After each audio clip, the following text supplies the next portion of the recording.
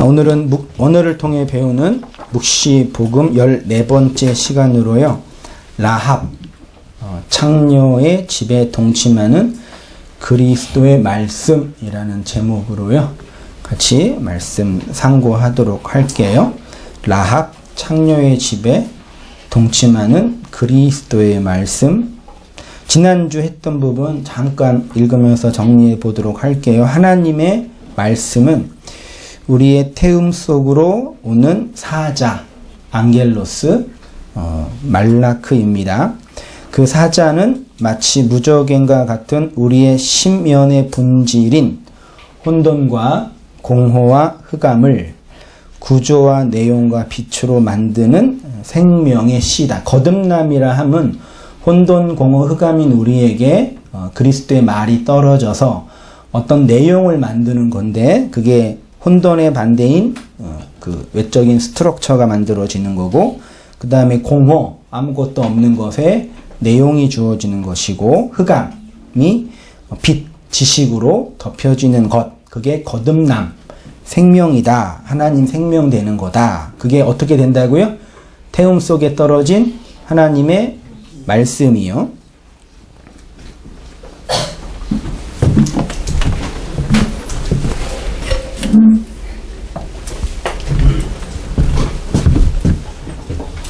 이거 보고 요거 보면 안 보여요. 빛이 밝아서 좀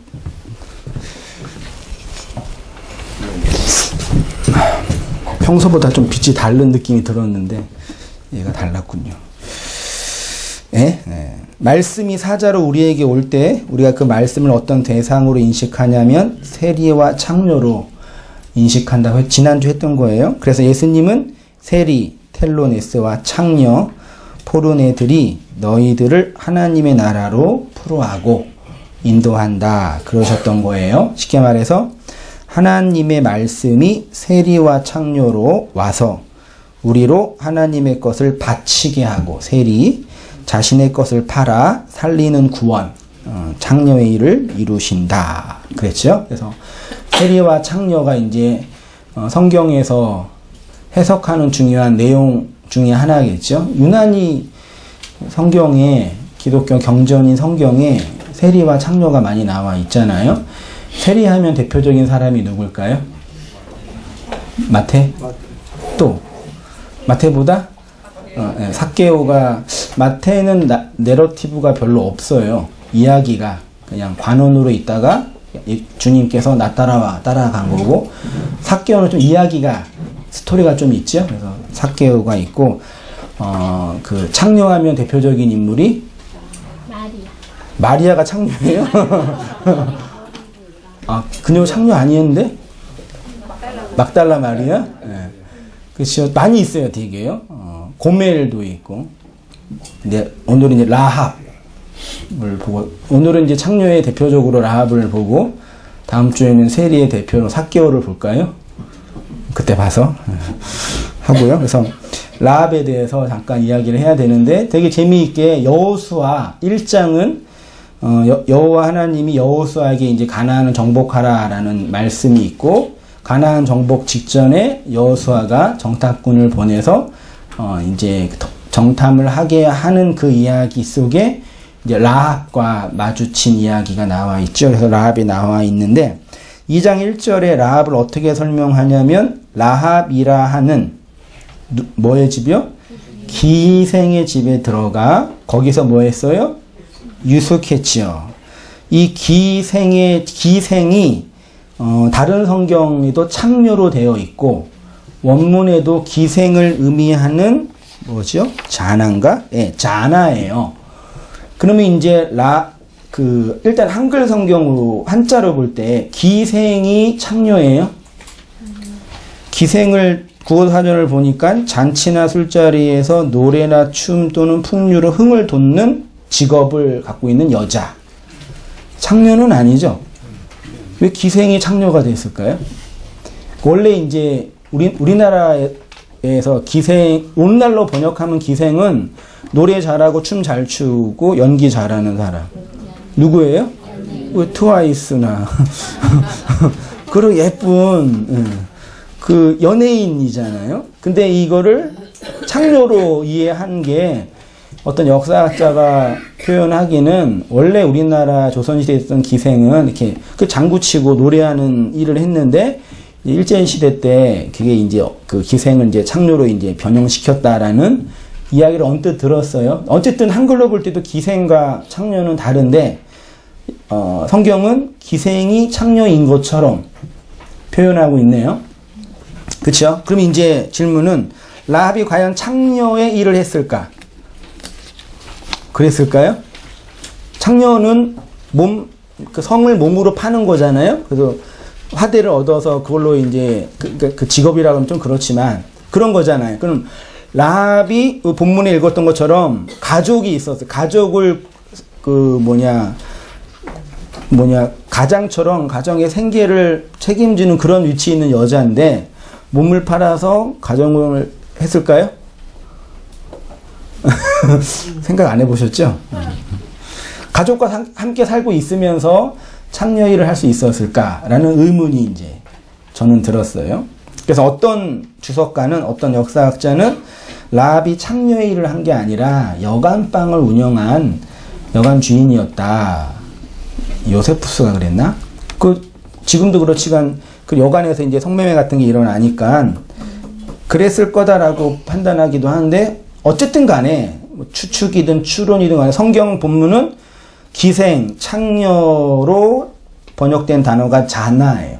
이거는 가늠하다, 매춘하다, 창녀의 일을 하다라는 그 단어예요. 됐죠? 또 하나 해석이 어려운 것은 뭐냐면 정탐꾼이 그녀의 집에 뭐 했어요? 유숙은 그냥 여관방에서 잠자는 뉘앙스죠. 근데 요거를 원문으로 보니까 샤카브라는 단어인데 눕다, 드러눕다 그런 뜻이래요. 근데 이게 언제 죽어서 사용됐냐? 그러니까 드러눕다라는 그 뉘앙스가 두 가지인데 그 사람이 누웠다라는 그 동사적인 표현을 할 때 어떤 느낌이냐면 죽었다라는 느낌도 있고 또 한 가지는 동침하다라는 표현도 있어요. 그러니까 이 샤카브가 남녀가 동침하다 할 때 사용된 단어예요. 그 누구죠? 다말과 시아버지가 동침할 때, 그리고 아버지 술 마셔서 했던 누구죠? 루세 딸. 이름이 갑자기 안 나네? 그때 동침하다도 요거 샤카브로 썼어요. 그러니까 물론 누웠죠. 그냥 잤는데 단어적 의미는 동침하다라고 사용될 때가 있어요. 그러면 목사님은 그러면 정탐꾼들이 그 기생의 집에 라합의 집에 들어가서 그 성적인 관계를 했냐? 그런 거냐? 그런 거 몰라요. 제가 어떻게 알아요?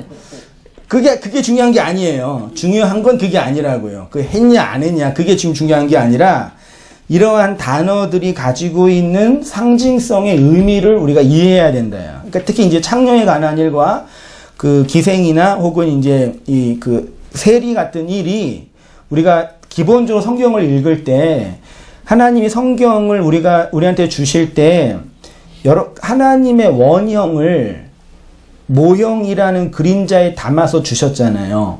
그러니까 성경에 있는 모든 언어들은 원형을 담고 있는 모형이에요. 그걸 쉬운 말로 상징이고 비유라고 표현하거든요. 그러니까 샤나 혹은 샤카브라는 단어가 가지고 있는 단어적인 의미 자체도 중요하지만 그것이 가지고 있는 상징, 원형의 징의가 뭐냐를 이해하면 돼요. 해석학적으로 일단요.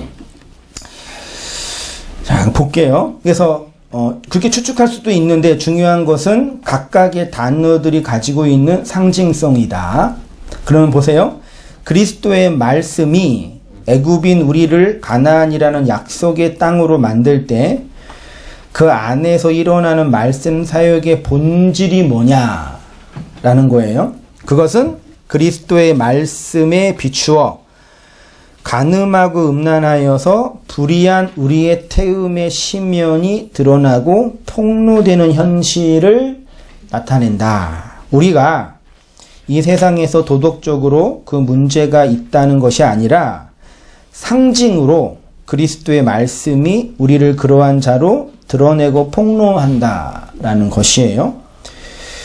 그래서 그런지 그리스도의 구속사를 예표하고 상징하는 많은 사건들의 내용이 부적절한 성관계로 표현되고 있다라는 걸 여러분은 알고 계실 거예요. 유난히 막상 또 이제 창녀에 관한 단어를 찾아보니까 유난히 맞아요.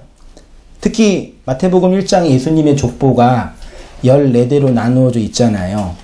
그곳에 등장하는 5명의 여인이 누구죠? 다말, 라합, 룻, 우리아의 아내, 그리고 마리아죠. 이 5 여인의 특징, 공통점이 있어요. 뭐예요? 에? 뭐라고요? 해서는 안 될 일을 했어요? 그게 그 일이에요? 첫 번째 남편이 아니라 두 번째 남편에게 씨를 받아서 자손을 낳았어요. 아니에요, 목사님. 마리아가 요셉을 통해서 예수를 낳았어요? 성령을 통해서 낳았잖아요. 첫 번째 남편이 아닌 거죠. 그래서 어떤 그 비평학자는 마리아가 딴 남자랑 자서 난 거다라고도 표현해요. 이 5명의 여자가 말하자면 창녀일을 한 거예요. 그 당시의 문맥으로 볼 때는요. 그게 5명의 여자예요. 근데 이 여인의 행위를, 두 번째 남자에게 씨를 받아서 자손을 낳은 여인들의 그 행위를 성경은 믿음의 행위라고 칭찬을 해요. 이게 기독교의 역설, 그러니까 되게 해석하기 어려운 이야기 중에 하나죠. 특히 이 정탐꾼 이야기, 여호수아 2장의 정탐꾼 이야기와 창세기 38장의 다말과 유다의 이야기는 거의 비슷한 부분인 것처럼 보여요. 제가 볼 때도요. 창세기 38장 15절 보세요. 같이 한번 읽어보겠습니다. 시작. 그가 얼굴을 가리었으므로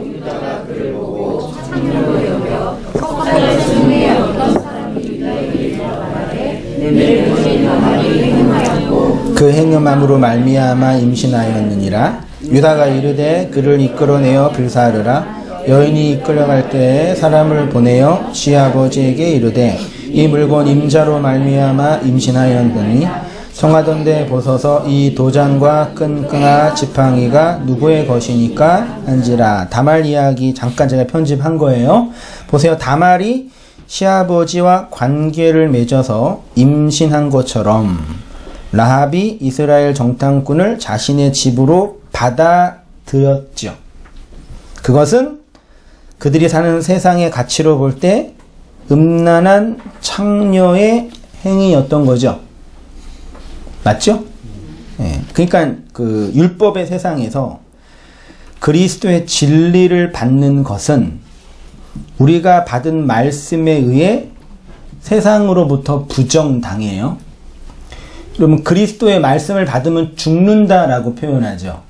나는 날마다 죽는다 그러잖아요. 그럼 그 죽음이 어떻게 나타나겠어요? 그리스도의 복음이 나를 죽인다라고 할 때 여러분 어떻게 죽어요? 스스로 죽으세요? 그건 자살하는 거잖아요. 여러분 스스로 죽어요? 누가 여러분을 죽여요? 그러면 나를 죽이는 그 대상의 실체가 뭐냐라고 할 때 어떻게 우리가 부정당하냐? 어떻게 그 그리스도의 복음이 나를 살해하냐라고 할 때 이렇게 창녀로 발각되어서 세상으로부터 부정당하는 게 성도의 죽음이라고요. 바울이 갈라디아서 5장에서 그리스도의 예수의 사람들은 육체와 함께 그 정욕과 탐심을 십자가에 못 박혔느라 그랬죠. 그리고 또 6장 14절에도 세상으로 말미암아 내가 십자가에 죽었고 세상도 나로 말미암아 십자가에 죽었다 그랬잖아요. 그러니까 그리스도의 복음 그 말씀이 우리에게 떨어지면 내가 죽는데 그 죽음의 본질은 뭐냐면 그렇게 받고 있는 나를 세상이 죽이는 거예요. 다말과 라합이 당대 율법의 세상으로부터 이렇게 살해를 당한 것처럼요. 그게 세상으로부터 부정당한다, 죽는다라는 의미죠. 다말이 불에 타 죽을 위기에서 그녀를 구한 것은 그녀가 받은 도장과 끈과 지팡이였던 것처럼 라합이 창문 밖으로 내린 붉은 줄이 그녀와 그녀의 집을 구원했지요. 이거는 똑같이 나타난 게 출애굽할 때 여호와의 사자가 이스라엘 백성 애굽에 있는 사람들의 집을 지나갈 때 집에 문설주에 임방에 어린 양의 피를 바르면 넘어간다 그랬죠. 그게 표잖아요. 그 표가 있으면 재앙에서 넘어간 것처럼 붉은 줄이 그녀를 혹은 그녀의 집을 구원한 거죠. 이거는 교회가 받은 그리스도의 언약을 상징하는 거겠죠. 우리가 어떻게 구원받냐? 하나님의 언약을 받아서 구원받아요. 그 언약이 다말에게는 뭘로요? 도장과 끈과 지팡이로 이스라엘 백성 출애굽 당대 이스라엘 백성은요 임방과 문설주에 바른 어린 양의 피로, 그리고 라합에게는 붉은 줄로 언약으로 주어졌죠. 그럼 우리에게는 그 언약이 어떻게 주어졌어요? 받으셨어요? 붉은 줄, 도장, 끈, 지팡이 있어요? 어디 있어요? 언약을 받았잖아요. 그 언약이 우리에게 어떻게 주어졌어요? 그게 말씀으로 주어진 게예요. 그 말씀이 옛 언약과 새 언약으로 주어졌고, 옛 언약과 새 언약을 글로 기록한 것이 뭐예요? 구약과 신약이라는 성경책이에요. 그게 언약이라고요. 맞나요? 그러니까 우리가 읽고 있는 성경책은 언약의 책이에요. 근데 성경이 언약의 책이에요? 행위의 책이에요? 맞나요? 성경은 우리가 어떻게 행하여야 한다라는 걸 말하는 책이 아니라 하나님이 우리에게 베푼 언약을 설명하는 거죠. 그러니까 성경을 읽고 내가 어떻게 행하여야 한다는 건 뭐 나쁜 건 아니겠지만 핵심적인 본질이 아니에요. 그거는 나한테 행하신 하나님의 언약의 내용이 뭔지를 가르쳐주는 책이잖아요. 근데 우리가 혹은 많은 사람들 혹은 많은 기독교인들이 성경을 행위의 책으로 읽어요? 언약의 책으로 읽어요? 행위의 책으로 설교해요? 언약의 책으로 설교해요? 행위의 책으로 묵상해요? 언약의 책으로 묵상해요? 다 그래요? 그러나요? 이상한 것은 신학교에서 성경을 언약의 책으로 가르칠까요? 행위의 책으로 가르칠까요? 언약의 책. 신학교도 안 나왔습니다. 나온 사람. 행위의 책으로 잘못 신학을 배운 거예요. 신학 자체는 언약 신학이라는 그 학문 체계가 있어요. 그러니까 신학이 놀랍고 좋은 거는 그리스도의 언약을 가르쳐요. 신학이라는 학문 체계 자체가 원래 그래요. 그 신학교에서 행위의 책으로 가르친다라는 뉘앙스는 뭐냐면 이런 거예요. 보세요. 그것을 읽고 해석하고 적용하는 것은 언약의 책이 아니라 행위의 책이죠. 그러니까 말하자면요, 우리가 배우는 신학은 하나님의 언약이다라고 얘기를 하는데 그 내용은 뭐예요? 이렇게 행하여야 할 행위의 책으로 얘기한다고요. 아니 구약, 신약이라고 언약으로 우리가 읽잖아요. 근데 실제로 어떻게 읽어요? 행위로 읽어요. 여러분이 성도가 그러는 것처럼 신학에서도 그렇게 해요. 개신교 신학이 카톨릭 신학에 비해 뛰어난 것은 언약 신학이기 때문이에요. 루터와 칼빈과 웨슬리 이 세 사람은요, 개신교의 아버지라 그럴까요? 아무튼 그 가톨릭에서 신학적으로 개신교의 학문을 정리한 아주 중요한 인물인데, 현대 개신교는 이 세 사람을 싸우게 만들거든요. 루터랑 칼빈이랑 싸우고, 칼빈이랑 웨슬리랑 싸우죠. 장로교랑 감리교랑 싸우잖아요. 원래 근데 개신교는 이 세 사람을 통합해서 잘 봐야 해요. 제가 볼 때는요. 그래서 실제로 루터가 시작하고 칼빈이 완성하고 웨슬레가 정리한 거예요. 말하자면요. 개신교 운동을요. 아무튼 뭐 그래요. 이 루터와 칼빈과 웨슬레가 카톨릭 신학을 극복한 방식이 뭐냐면 성경을 하나님과 그리스도와 교회의 언약으로 읽었어요. 이분들의 신학의 그 기저에는 카톨릭의 행위 구원론을 어떻게 하면 극복할 수 있을까라는 그 신학적 고민과 시대적 고민에서 나온. 그래서 그 고민이 너무 심해가지고 루터는 행위의 책으로 보였던 야고보서를 지푸라기라고 비판한 거예요. 왜냐하면 행위 때문에 지금 많은 신학이 망가지고 있다라는 시대적 상황 속에서 이 행위로 신학을 펼치는 게 중요한 게 아니라 언약 사상을 만들어야겠다는 그런 신념이 있었던 것 같아요. 그래서 성경책이 행위로 많이 읽혀지고 있는 것처럼 보이는 그 야고보서를 별로 감정적으로 안 좋아했던 거죠. 그것이 루터의 뭐 시대적 한계이기도 하고요. 아무튼 성경을 하나님과 그리스도와 교회의 언약으로 읽어냈어요. 그래서 이 언약 신학을 기초로 한 구원론이 그 유명한 이신칭 다 알죠? 이신득의 뭐예요? 인간의 행위가 아니라 믿음으로 구원을 받는다. 근데 이것도 오해하는 게 뭐냐면 구원은 행위로 받아요? 믿음으로 받아요? 이때 믿음은 행위의 반대예요?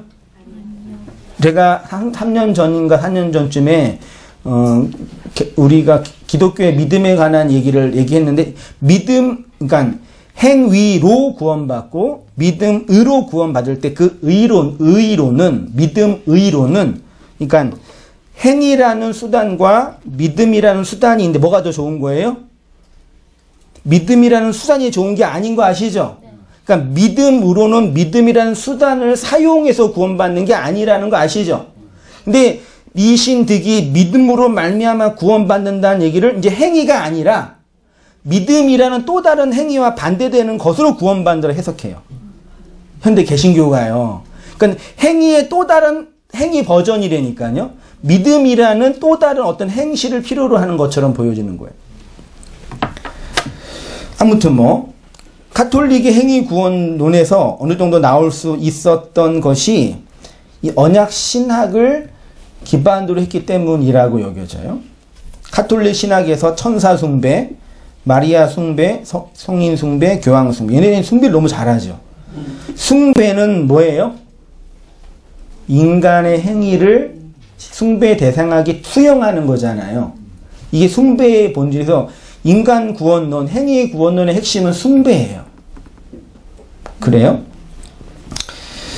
숭배교가 많이 있는 이유도 하나님의 언약보다는 인간의 행위로 자신들의 구원을 확보하고 싶기 때문이지요. 20세기 이후에 전 세계 개신교, 이건 좀 못하네, 개신교예요. 개신교가 만든, 왜 그랬을까? 개신교가 마음에 안 들었나? 구원의 확신 교리 있지요? 구원을 확신으로 받는다? 확신이 없이는 구원 못 받는다라는 것도요, 가톨릭의 숭배 교리의 또 다른 버전이 아닐까, 그런 생각이 저는 들어요. 저는 한국 개신교가 인간의 행위를 이렇게 많이 강조하는데, 개신교가 인간의 행위 많이 강조하죠? 믿음이라는 행위도 강조하니까요. 교회는 왜 이렇게 돈과 권력에 안 달라 있을까? 인간의 행위를 많이 강조하면 행위가 발전해야 돼요? 발전하지 말아야 돼요? 성품과 인격을 많이 강조하면 성품과 인격이 변해야 돼요? 변하지 않아야 돼요? 질문이 좀 그렇지만 그러니까 요지는 그거예요. 인간의 행위를 강조하잖아요. 착하게. 그러니까 좀 누구 설교 비난하는 게 아니라 그냥 톡 까놓고 일요일날 주일날 한국 개신교에서 개신교에서 울려 퍼지는 설교의 핵심은 뭐예요? 보편적으로 핵심 착하게 사세요. 반듯하게 사세요. 착하게 못 살았어요?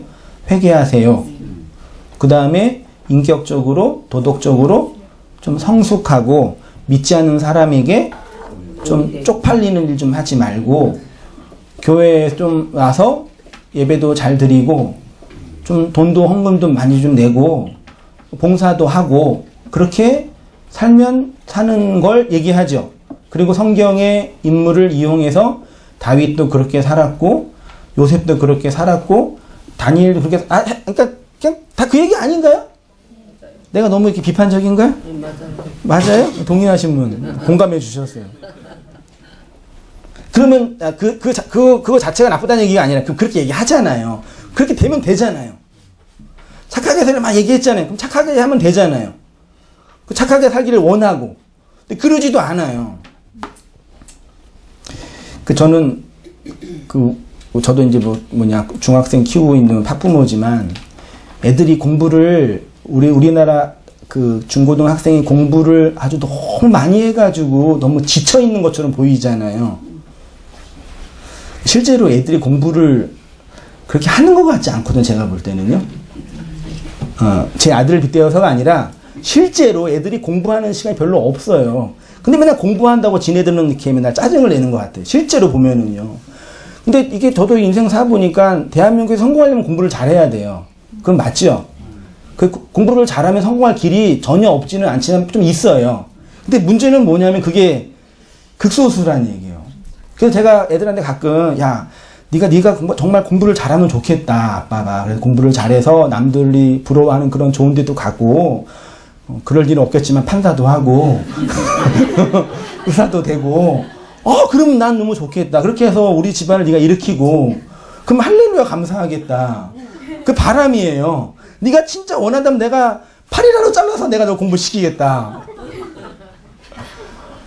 될 수 있잖아요. 근데 그렇게 될 수 있는 애들이 1, 2%뿐이 안 돼요. 맞죠? 실제로는 공부를 한다고 하면서 그냥 학교 학원비 내주고 학교 임대료 내주는 그런 일을 할 수밖에 없는 구조예요.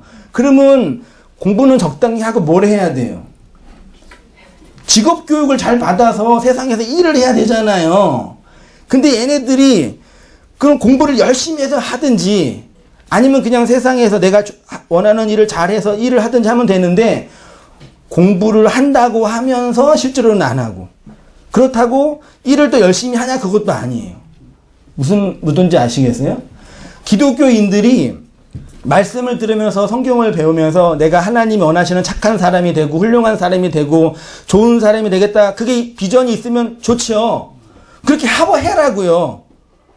그렇게 해보고 이게 내 힘으로는 안 되는구나. 알면 구원을 얻고 진리를 배울 기회가 있잖아요. 근데 인간들이 얼마나 악한지 그것도 안 해. 그러면서 또 하나님 은혜를 구해. 똑같지 않나요? 그러니까 가끔 우리 남편이나 아내 보면 온 단계에 온다 그러면 되게 그렇게 좋은 교회를 가냐고 그런 분 계세요?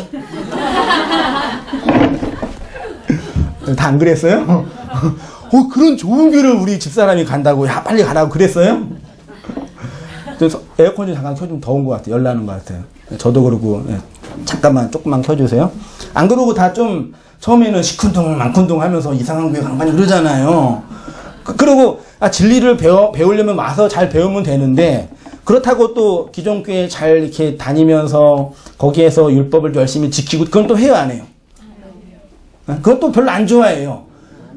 그러면서 또 복음을 배우는 것도 싫어해요. 그런 이 양면성이 우리 안에 있어요.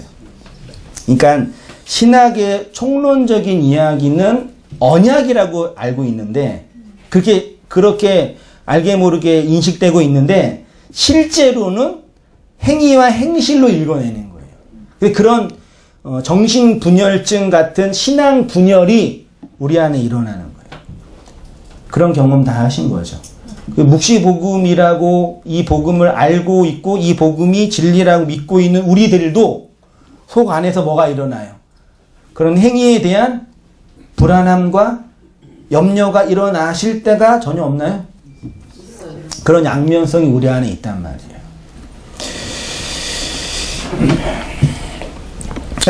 그렇게 목사들이 자신의 설교로 착하게 살아라, 도덕적으로 살아라, 인격과 성품이 변해야 한다라고 하는데 그 말이 무색할 정도로 윤리적으로, 도덕적으로, 성품적으로, 행위적으로 왜 이렇게 지저분할까? 그러니까 정말 그렇게 이렇게 말하고 이렇게 잘 사는 사람들이 많이 있으면 좋겠어요. 예, 그게 뭐 진짜 비난하는 게 아니라 세상 사람 볼 때 교회 다니는 사람 참 좋다. 좋겠어요. 그게 가능하다면요. 본인들도 그게 안 된다는 걸 알면서도 그렇게 또 얘기해요. 여러 이유가 있겠지만 한 가지 분명한 이유는 신학교에서 그리스도의 언약을 배우는 것이 아니라 어떻게 하면 교회를 부흥시킬까?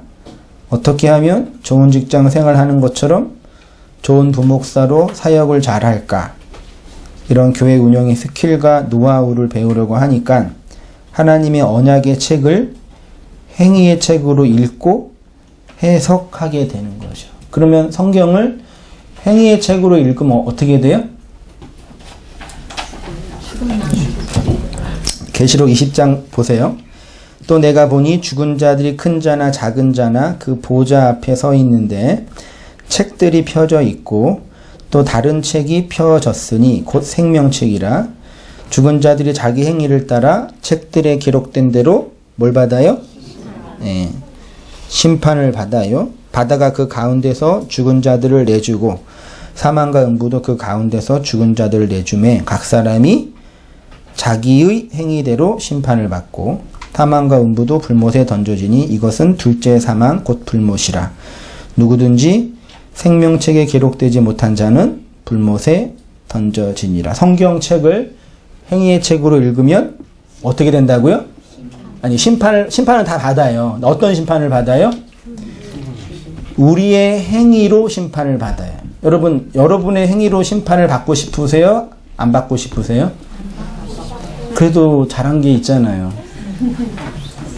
없어요? 낸 헌금이 얼마고 봉사한 양이 몇 시간인데 그거 좀 생각 안 나요? 안 해서 그런 거예요.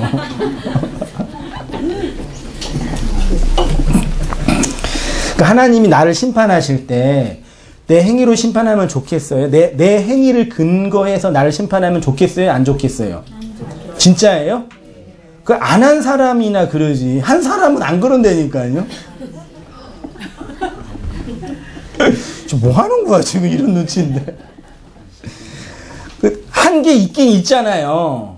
한 게 있긴 있는 게 한 게 없지는 않아요. 다 있어요. 근데 한 것만 있는 게 아니라 또 뭐가 있어요? 옆에 대조표 옆에 못한 게 있단 말이에요. 그럼 한 거랑 못한 거를 딱 비교하면 뭐가 더 많아요? 마이너스 통장이란 말이에요. 한 게 없지는 않아요. 근데 못하고 안 된 게 투성이라니까요. 그래서 하나님 우리의 행위로 심판하면 어떻게 돼요? 그래요. 그래서 그 행위의 심판을 역사 속에 하나님 감당해 가시는 거예요. 어떻게 해요? 내 행위를 부정시켜서요. 그 이야기가 욥의 이야기라니까요. 욥이 당대에 자신의 행위로는 의롭고 정당하고 하나님께 칭찬받는 사람이었잖아요. 하나님이 욥을 어떻게 심판하시냐? 그의 욥의 행위를 하나하나 부정시켜서 그를 죽여가잖아요. 그게 이 땅의 성도가 받는 심판이라고 말하자면요. 자기 행위로 심판을 받게 돼요. 그래서 욥이 심판을 받았습니다. 인간의 행위로 가장 높은 곳에 올라간 사람의 상징이 욥입니다. 욥기의 이야기는 그의 인간의 행위를 다 삭제하여 하나님의 생명을 담게 하시는 하나님의 사역을 설명하는 거예요. 여러분의 행위가 부정당하는 게 우리의 행위가 부정당하기 싫잖아요. 근데 부정당하는 게 싫지만 그 부정당하는 것만으로 끝나는 게 아니라 뭐가 덧입혀져요. 그게 그리스도의 은혜예요. 이걸 그러니까 인간의 행위 자체가 부정당하는 게 중요한 게 아니에요. 어떤 의미에서는요. 이해되시죠? 행위를 부정하는 것 자체가 좋은 건 아니니까 그거 자체가 중요한 게 아니라 인간의 행위 부정은 그리스도의 은혜에 덧입혀짐이라고요. 그러니까 이 복음을 오해하는 분들이 인간의 행위만 부정하는 게 좋은 건지 알고 있어요. 그 뭐 안 하는 게 좋은 건지 알아요. 그 옛날에는 봉사도 하고 이것저것 했는데 복음을 알게 되니까 목사님 더 이상 할 게 없어요. 그럴 때가 있잖아요. 그러니까 안 하는 게 중요한 거예요. 안 하는 게 중요해요? 내가 부정당하는 게 중요한 게 아니라 그리스도로 덧입혀지는 게 중요하잖아요. 그래서 마치 이런 묵시복음을 이해하는 이게 고수가 된 성도들 이렇게 짜잘짜란 인간의 행위를 하고 있는 그 하수들의 행위를 보면 아유, 하여튼 미성숙한 그렇게 보는 인간들이 있는 나쁜 인간들이에요.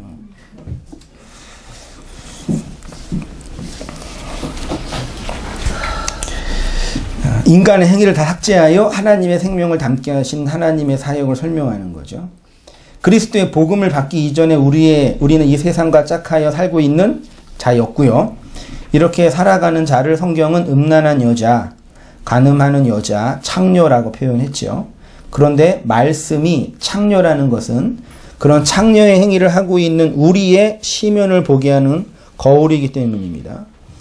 예수님이 창녀와 함께 음식을 나누고 교제하신 것이 바로 이 때문입니다. 말씀으로 오신 예수님이 세리와 창녀의 일로 우리를 구원하신 거죠. 그럼 이 라합을 신약 성경에서 히브리서랑 야고보가 평가를 하는데 이렇게 평가를 해요. 특히 이제 라합에 대해서 믿음의 여인으로 평가를 하는데 혹치 않은 하나님은 아무리 미천한 일을 한다고 하더라도 몸 파는 창녀의 일을 한다고 하더라도 믿음만 있으면 다 용서하고 사랑한다라는 의도로 설교를 대부분 하던데 핵심은 그게 아니죠. 히브리서 11장 31절 같이 읽어보겠습니다. 시작. 믿음으로 기생 라합은 정탐꾼을 평안히 영접하였으므로 순종하지 아니한 자와 멸망하지 아니하였다. 아멘. 믿음으로죠. 이 의로가 수단과 방법이죠. 한글로 볼 때는요. 근데 원전을 보면 각주 6번 있고 어디 있죠? 이게 역격이에요. 역격은 어디에게 그러니까 믿음이라는 수단으로 라합이 정탐꾼을 영접한 게 아니라 라합이 믿음이 있어서 믿음을 사용해서 정탐꾼을 영접한 게 아니라 믿음의로는 믿음에게로예요. 그러니까 라합이 자신의 믿음을 이용해서 정탐꾼을 영접한 게 아니라 믿음이라는 전체를 향해서 정탐꾼을 영접한 거예요. 믿음에 향하는 삶 속에서 믿음을 향해 믿음에로 좀 뉘앙스 이해되시나요? 이게 되게 중요한 이해가 필요해요. 수단과 방법으로 정도 이해하고 있는데 원문에는 믿음이 역격으로 되어 있습니다. 역격은 에게로라는 방향과 목적을 의미합니다. 방향과 목적이요. 수단이 아니라요. 믿음을 향해 이렇게요. 영접하다가 받아들이다인데요. 이게 과거 중간 디포넌트래요. 동작에 영향을 받은 상태를 표현한데 자신을 위한 능동적인 행동을 표현할 때 중간태 디포넌트라고 하는데요. 영접하는 것 자체는 누가 하는 거예요? 내가 하는 거죠. 그럼 능동이에요, 수동이에요? 능동이죠. 근데 이게 중요한 게 뭐냐? 영접은 내가 하는 거지만 그 영접이라는 단어 안에는 이미 수동이 전제되어 있죠. 왜요? 영접이라는 대상이 있어야 되니까요. 여자가 아무리 몸이 건강해도 자기가 능동적으로 생명을 품을 수 있어요? 씨를 받아야지만 생명이 잉태되는 건 그 임신은 여자가 하는 거지만 능동적인 여자의 행위지만 수동이 전제되는 거잖아요. 임신은요. 영접도 마찬가지예요. 다말이 라합이 영접하고 우리가 영접하는 건데 영접의 대상이 필요하잖아요. 그게 누구예요? 히브리서에서는요. 정탐꾼이라고 표현되어 있는 거예요. 그런데 라합은 적극적으로 정탐꾼을 평안의 복음으로 받아들였다는 것입니다. 믿음을 향한 방식으로 믿음으로 받아들였다라고 표현되고 있어요. 그런데 야고보는 정탐꾼을 평안히 영접한 라합의 행동을 이렇게 표현해요. 또 이와 같이 기생 라합이 누구를요? 사자, 이게 앙겔로스입니다. 사자들을 접대하여 이것도 받아들이는 거예요. 다른 길로 가게 할 때 행함으로 의롭다 하심을 받은 것이 아니냐. 야고보의 해석에 따르면 가나안 정탐꾼들은 말씀을 가지고 오는 앙겔로스였죠. 쉽게 말해 하나님의 말씀을 언약으로 받아들였다라는 거죠. 그리고 이러한 행함으로 의롭다함을 받았지요. 라합이 보여준 행함은 하나님의 말씀을 뭘로 받았다고요? 언약으로 받았다고요. 그것을 이러이러한 상징적 언어로, 원형을 설명하기 위한 상징적 언어로 표현을 한 거죠. 여기 행함으로 하나님의 말씀을, 그러니까 라합이 보여준 행함은 하나님의 말씀을 언약으로 받은 거죠. 이게 말로는 쉬운데, 그러니까 하나님의 말이 언약이라는 건 우리가 알고 있고 인식하고 있는데, 그것들 우리 삶 속에서 받아내고 언약을 담은 자로 살아내는 건 행위를 따라 살아가는 우리의 인생을 삭제하는 일이라고요. 그래서 이 명제 자체는 옳고 맞고 쉬운데, 실제로 우리 인생 속에서 경험되는 건 끊임없이 내가 뭐 해야 돼요? 부정당하고 죽어가는 경험들이 있어야 된다고요. 마태복음 1장 3절 이하 보세요. 유다는 다말에게서 베레스와 세라를 낳고, 베레스는 헤스론을 낳고, 헤스론은 람을 낳고, 살모는 라합에게서 보아스를 낳고, 보아스는 룻에게서 오벳을 낳고, 오벳은 이새를 낳고, 이새는 다윗 왕을 낳으리라. 다윗은 우리야의 아내에게서 솔로몬을 낳고, 야곱은 마리아의 남편 요셉을 낳았으니 마리아에게서 그리스도라 칭하는 예수가 나니라. 5명의 여인이 나와 있죠. 중요한, 되게 특이한 점이 뭐예요? 베레스와 세라를 낳고, 베레스는 헤스로는, 살모는 그렇게 돼 있죠. 남자들은. 근데 다말에게서, 라합에게서 또 한글도 똑같이 했어요. 에게서를 보니까 에크예요. 에크 기억나세요? 성전 안으로 들어가서 밖으로 나올 때 에크죠. 기본적인 뜻이 분리이기도 하지만 기원을 의미해요. 그러니까 분리된데 어디에로 붙어 나온 거예요. 그게 에크예요. 시간과 공간적 의미로 기원과 인과를 의미합니다. 마태가 전하고 싶은 그 복음의 시간과 존재적인 기원이 5명의 여인이죠. 왜 5명일까요? 5으로 왜 설명할까요? 굳이. 하나님의 말씀을 5으로 설명해 주셨잖아요. 이 여인들이 받아서 다시 흘러온 것처럼 그리스도의 복음은 이렇게 흘러가고 있다는 것을 말하고 있는 거죠. 이 5명의 여인이 각각의 개별자로 5명이기도 하지만 그리스도의 복음의 기원과 출처를 의미하는 또 다른 의미에서의 교회이겠죠. 교회에게서, 마리아에게서 그리스도라 칭한 누가 나와요? 예수가 나와요. 예수를 낳는데 예수의 내용이 뭐라고요? 그리스도. 예수를 낳았는데 예수가 담고 있는 의미가 뭐라고요? 그리스도. 예수는 그리스도잖아요. 첫 번째로 온 첫 번째 율법으로서 예수가 죽고 그 안에 있는 내용으로 그리스도가 우리에게 주어져서 그리스도의 영이 말씀으로 건네준 거잖아요. 그렇게 하나를 가지고 두 개를 가지고 하나를 내주는 사람이, 내주는 존재를 독생자 모노게네스 하나를 가진 자라고 말씀도 드렸고요. 창조의 구원론적 의미 보세요. 5명의 여인은 모두 말씀을 언약으로 받고 받기를 원했고 그 언약을 붙잡기 위해 노력했고 수고를 했습니다. 그런데 이들의 이런 믿음의 행위가 밖에서 볼 때는 마치 창녀의 행위처럼, 왜요? 첫 번째 남편은 죽고, 첫 번째 남편에게서 씨를 받지 못하고 혹은 씨를 받지 않고 두 번째 남편에게서 생명을 받았으니까 그렇게 보이는 거죠. 그러니까 성경이 말하는 창녀의 구원론적인 의미는 뭐냐? 첫 번째 남편이 죽고 두 번째 남편에게서 씨를 받아 생명을 품은 자의 모습인 거죠. 첫 번째 남편이 아니라 두 번째 남편에게 씨를 받은 거죠. 이렇게 율법으로서의 첫 번째 세상이 지나가야지 진리로서의 두 번째 세상이 언약으로 주어지는 거겠지요.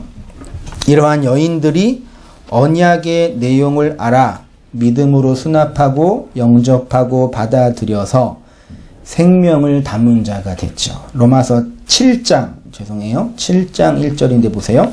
형제들아 내가 법 아는 자들에게 말하노니 너희는 그 법이 사람이 살 동안만 그를 주관하는 줄 알지 못하느냐. 남편 있는 여인이 그 남편 생전에는 법으로 그에게 매인바 되나 만일 그 남편이 죽으면 남편의 법에서 벗어나느니라. 그러므로 만일 그 남편 생전에 다른 남자에게 가면 음녀라. 그러나 만일 남편이 죽으면 그 법에서 자유롭게 되나니 다른 남자에게 갈지라도 음녀가 되지 아니하느니라. 그러므로 내 형제들아 너희도 그리스도의 몸으로 말미암아 율법에 대하여 죽임을 당하였으니 이는 다르니 곧 죽은 자 가운데서 살아나신 이에게 가서 죽은 자 가운데서 살아나신 이가 첫 번째 남편으로서의 예수가 죽고 예수가 담고 있는 그리스도죠. 우리가 하나님을 위하여 열매를 맺게 하려 함이라. 첫 번째 남편이 좋아요? 두 번째 남편이 좋아요? 두 번째 남편. 첫째가 첫 번째 게 좋아요? 둘째 번째 게 좋아요?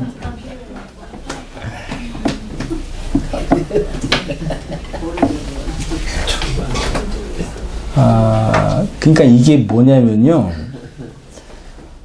그러니까 첫째와 둘째가 하나예요. 그러니까 첫째는 나쁜 애고 둘째가 좋은 애가 아니라 첫째를 통해서 둘째를 알면 그게 하나가 된다는, 그게 모형과 상징의 본질이란 말이에요. 그게 원형을 설명하는 모형이 깨질 때 원형이 내용으로 주어지는 거고요. 이 세상의 모든 게 사실 그런 식으로 주어지는 거거든요. 그러니까 우리의 생각이나 인식에서의 어떤 전환이 필요한 게, 이 세상의 모든 것을 하나님이 우리말로 표현하면 하늘의 것은 아무리 설명해도 모르잖아요. 그래서 아래에 있는 것으로 차근차근 설명해서 설명한 그 내용이 삭제되고 없어지면 그걸 하늘이 됐다, 위로 이해해 먹었다라고 설명해 주시는 거예요. 그래서 첫 번째 남편이 죽는다는 얘기는 첫 번째 남편이 싫다 이런 개념보다는 둘째 남편이 나한테 생명으로 오는 걸로 설명되는 거예요. 그러니까 그런 얘기 제가 한번 했던 것 같는데, 연애를 많이 했던 자매가 있다고 쳐요. 있다고 치는데, 첫 번째 만난 남자가 너무 좋은 남자예요. 말하자면. 근데 그 남자한테 차였어요. 너무 마음이 아파서 상처를 받고 몇 개월 동안 신음을 전폐하다가 그 첫 번째 남자보다 더 좋은 둘째 남자를 만났어요. 그리고 만나서 결혼에 꼴이 냈어요. 그러면 그녀가 정말 감사할 대상은 누구죠?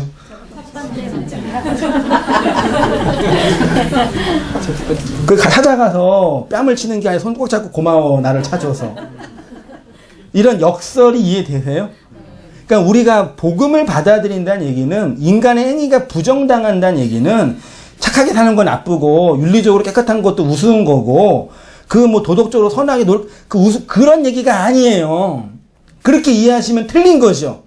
그 착하게 사는 사람 우습게 보지 마시고 성공한 사람 이렇게 막 우습게 보지 마세요. 그게 아니라 첫 번째 자체가 나쁜 게 아니라 두 번째가 주어지는 것으로서의 첫 번째의 악함이란 얘기예요. 그러니까 첫 번째를 버리는 걸 집중으로 하지 말고 그리스도로 주어지는 그 생명이 중요하다. 제가 늘 말씀드리는 게 이 차원의 말씀인 거 이해 다 되시죠?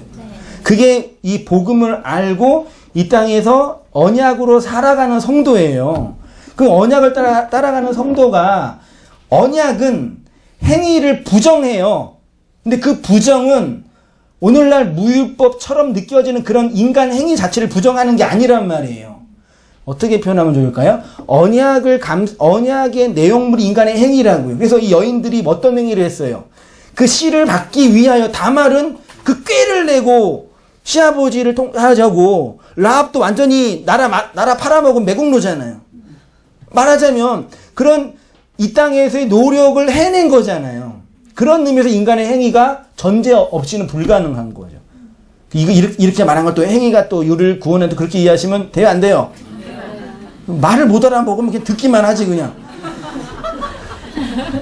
왜요? 속이 터지죠, 제가. 그게 하나님을 위하여 열매를 맺는 삶이다. 마지막 읽고 마치겠습니다.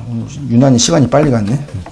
그리스도가 우리에게 두 번째 남편으로 언약으로 오셨습니다. 그래서 그 씨를 받은 여자에게서 첫 번째 남편은 살해당하고 두 번째 남편 안에서 자유와 안식을 얻게 되는 것이 교회가 이 땅에서 배우고 누리는 복음의 핵심인 거죠. 그래서 다말에게서, 라합에게서, 우리아의 아내에게서, 마리아에게서 나온 그리스도의 말씀이 그리스도라 칭하는 예수를 낳은 이 여인이 또 누구예요? 우리의 인생 속에서 그리스도를 낳는 교회로 열매 맺는 그 생명, 언약이 되는 거죠. 그게 우리가 받은 이 소중한 복음의 그 가치요. 소중함, 아름다움, 또 뭘로 표현할까요? 다이아몬드. 그런 가치예요. 이 땅에서 이렇게 평가할 수 없는. 그거 알고 찬양했던 건 좀 감사하고, 기도하고, 자유하고, 인내하고, 또 싸우고, 그러면서 성장해 가는 것이 교회가 이 땅에서 감당해야 할 삶의 내용이라고 믿고 있습니다. 그 은혜로 살아가는 성도님 되시기를 축복하고 축원드립니다. 기도하겠습니다. 하나님 아버지, 은혜와 사랑을 감사합니다. 다말에게 찾아온 그리스도의 씨, 라합이 받아들인 정탐꾼의 생명, 그리고 많은 5명의 여인이 받았던 그 생명의 언약이 교회인 우리가 받은 그리스도라는 예수의 언약이고 말씀인 것을 배우고 알았습니다. 하나님, 우리의 마음이 선하고 선명하게 밝은 지식으로 밝혀져서 어두움이 사라지고 온전함이 세워짐으로 말미암아 하나님을 향하여 아름다운 열매를 맺는 그러한 교회가 다 되어지도록 아버지 인도해 주시고 은혜 내려 주시옵소서. 인간의 행위가 부정당하는 것의 진의가 어떠한지를 알고 배웠사오니 그 행위의 부정이 우리의 해체와 부정 정도로 마치는 것이 아니라 그리스도라는 언약과 하나님의 생명에 덧입혀짐으로 살아가고 있는 것임을 확인하고 그로 말미암아 은혜가 넘치는 저희의 모든 삶이 다 되어지도록 아버지 인도해 주시고 은혜 내려 주옵소서. 감사드리며 예수님의 이름으로 기도하옵나이다. 아멘.